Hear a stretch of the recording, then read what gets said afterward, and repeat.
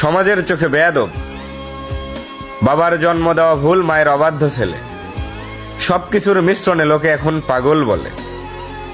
কে কি বললো এটা নিয়ে মাথা ব্যথা নেই, কারণ আমার স্বপ্নগুলো দামি।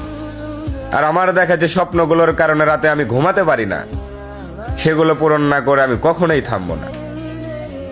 এ জগতে চাইলেই সব পাওয়া যায় না, তাই প্রচুর চেষ্টা করতে হবে।